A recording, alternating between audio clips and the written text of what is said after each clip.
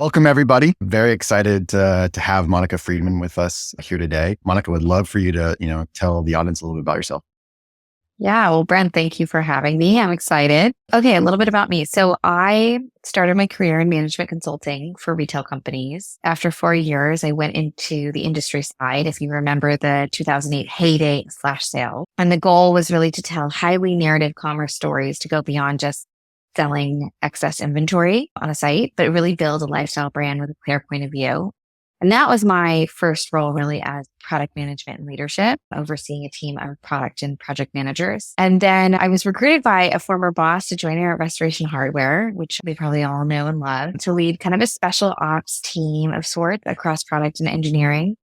And then most recently, I was at Alo Yoga for 3 years, and it's a wellness and athleisure lifestyle brand. Those who don't know.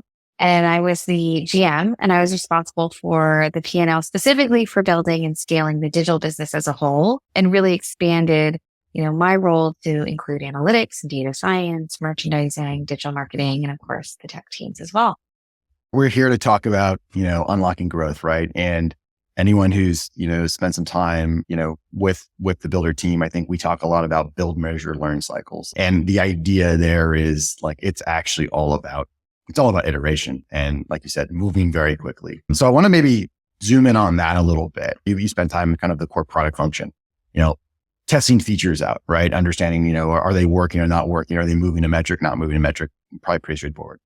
Marketing like landing pages, right? Modifying or moving around CTAs to think about, if that really impacts like a conversion rate. But what are I guess I'm curious, given your experience kind of within a digital organization and the breadth of that across so many different teams, what are some other ways that you have seen kind of iteration be really key within the digital organization to drive growth?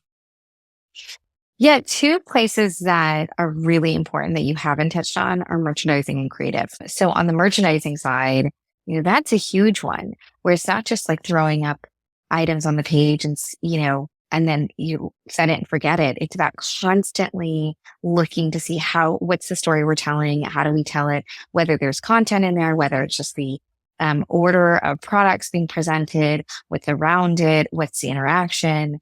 All of those things are super important and drive, again, when we talked about that conversion or ARV, they help drive those metrics. So merchandising is a really big place for iteration, particularly also when you're in environments where things are changing rapidly. So Alo is a great example where things are changing rapidly. So you're always really setting a new baseline. And then creative is another great one because you're constantly trying new things with either the same audience or new audiences, whether that's, in the land of your ads or your assets or what's on your landing experiences or what you have, whether you put something or you don't put something on your landing experiences or add it into telling a compelling story about your product or about your service so that people can make their decision quickly and actually do it also in moment and then purchase. 100%. Okay. A big part of being able to iterate quickly is, tied to the tooling. So life before builder, before you got exposure to builder, were there any sort of kind of common theme around how potentially they helped or impacted, the ability for your teams to really iterate quickly? Yeah. I mean, like you said, the goal is always how can we test quickly? Also without taking down valuable resources before we know there's success to be had and there's value to be gleaned. And then testing as many ideas as possible. What do I say? Our eyes are bigger than our stomach, right? Always. And so we need to test in rapid iteration and rapid fashion to figure out what is actually going to satiate that need of that growth. So it's always hard because there's so much reliance on a lot of players in the digital space. So whether that's digital marketing, whether that's product or design or engineering or merchandising, there's a lot of people that this might touch or a lot of departments that it might touch. And that requires coordination. And when it requires coordination with many parties, that slows things down. And when things get slowed down, people get bogged down in the process and they end up being less creative as well. So it's not just their time that gets sucked, but their creativity that gets sucked out as well. We spent some time today talking about collaborative development and trying to bring more people into the content development process. I would love for you to share with the audience, as you kind of reflect on life after you've used a tool like Builder, what does that how has that changed those themes that you just mentioned? How does it change how you think about and approach how to manage content and how to build digital experiences? And importantly, what you said, which is around rapid iteration, like what has anything changed with that with a tool like Builder? A lot of what I talked about was made easier, right? So it reduced, if not removes, the reliance on developers. That's huge. We were able to move a lot faster because designers were the main party in the tool. And I think also, marketers also be main party in the tool, and they were able to move fast and test. And that's, like we talked about, essential, particularly if you're in that hyper growth stage. And really, actually, I think that's survival. So you need to be in that stage all the time. The intangible was that the designers also they were able to use their time designing and testing much more autonomously and work with key stakeholders. And so that allowed, everybody benefits from having that autonomous ownership over something. And so that created more time and space and ownership for creativity and for testing. And so there's that intangible element to it. But most importantly, it's that speed that we're getting. And it was a quick fix. I've shared this story with you before, but I think it's a great one. Very early on in my Alo days, we came upon Black Friday and Cyber Monday. And that's a very intense time for any retailer, as you guys can all imagine. We're there right now. We're right? there, right. Yeah. So if you're spending your time here, I appreciate you guys taking the time. Seriously. Because we know what you're up against. But we realized that how we had cleaned the code base, we had kind of removed some parts of the code base that actually allowed for the one time of year that we would actually need something. And that was during Black Friday and Cyber Monday. And so we had an oh shit moment, and Builder to the rescue. This was past code freeze, past, kind of these main milestone markers. We were saying, okay, what do we do? We're going to use Builder. And we still had an incredibly successful Black Friday and Cyber Monday. And, no user was the wiser. So then we learned, okay, you don't use it in the only oh shit moments. You use it, when you don't have those moments. And then you're all taking everyone is a valuable resource. So you want to manage all those valuable resources in the most effective and efficient way as possible. I'm curious if it had more of a day-to-day impact beyond potentially kind of bigger, larger initiatives like a Black Friday or Monday. Completely. I think it just opened our eyes to what we could do. It's like when you're in that pressure cooker situation, but totally. I think there are things that last for a long time you want to iterate on, and there are things that aren't going to last for a long time, but need to have a powerful impact. And so you have to weigh where you're going to place your investments and resources.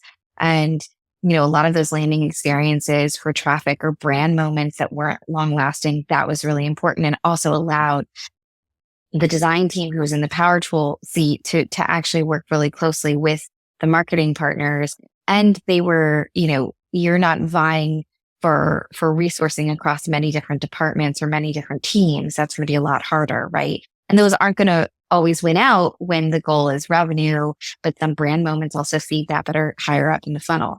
So that was really great. And I think, the designers were able to get all the credit for what they were doing, as they should.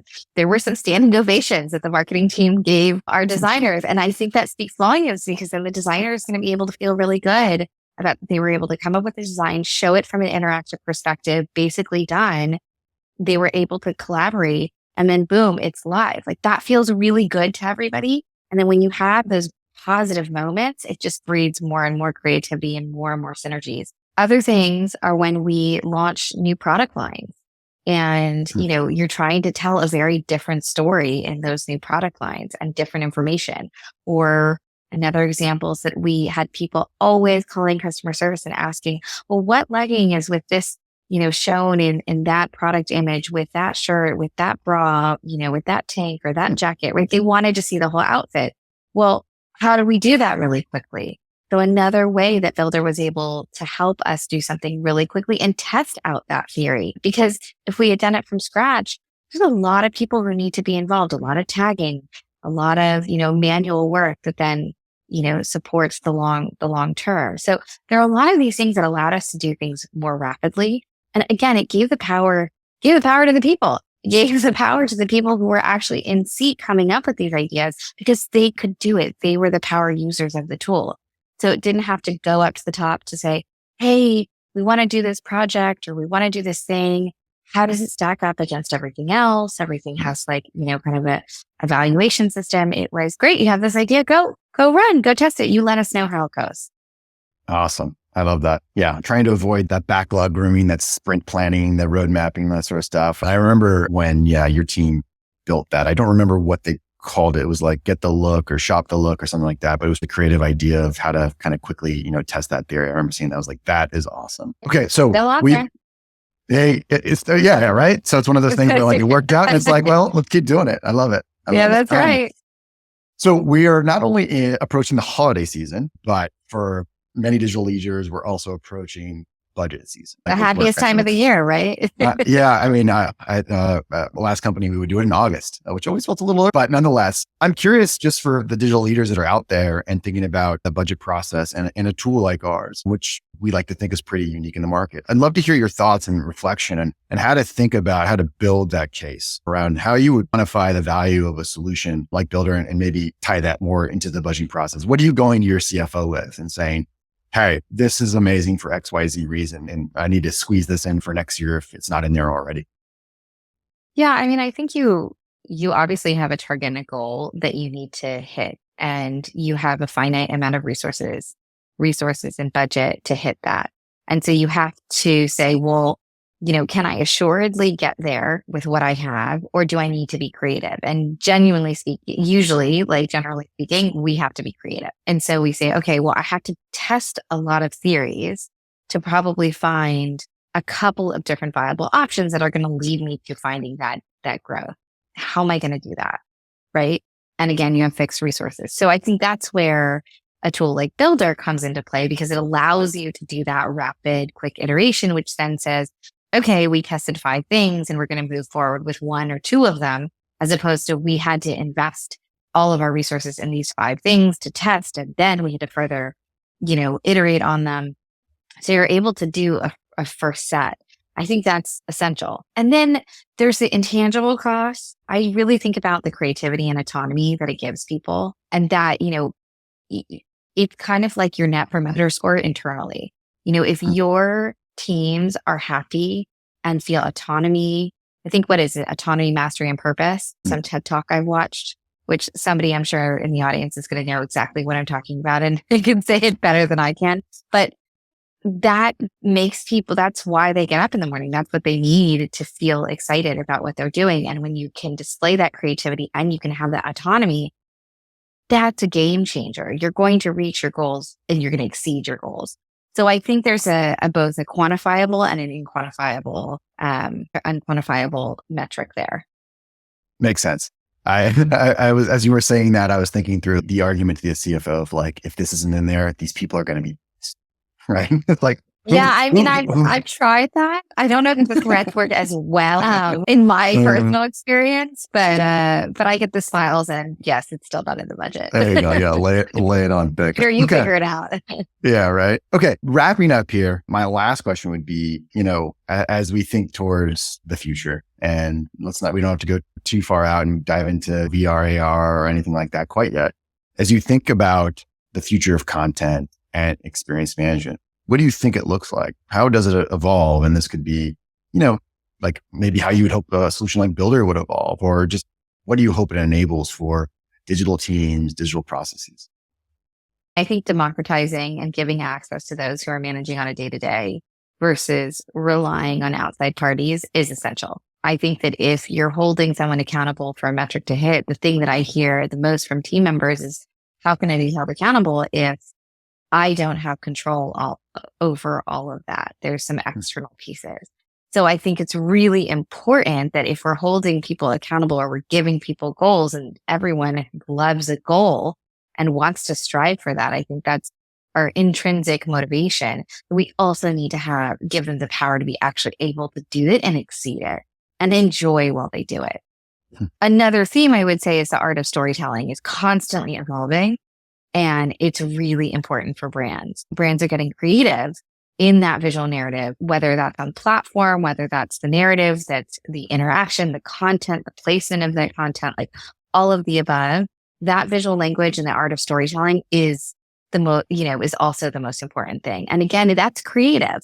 So if somebody's enjoying it, they have autonomy and then they can be creative. I mean, who knows what we're going to come up with? I love it.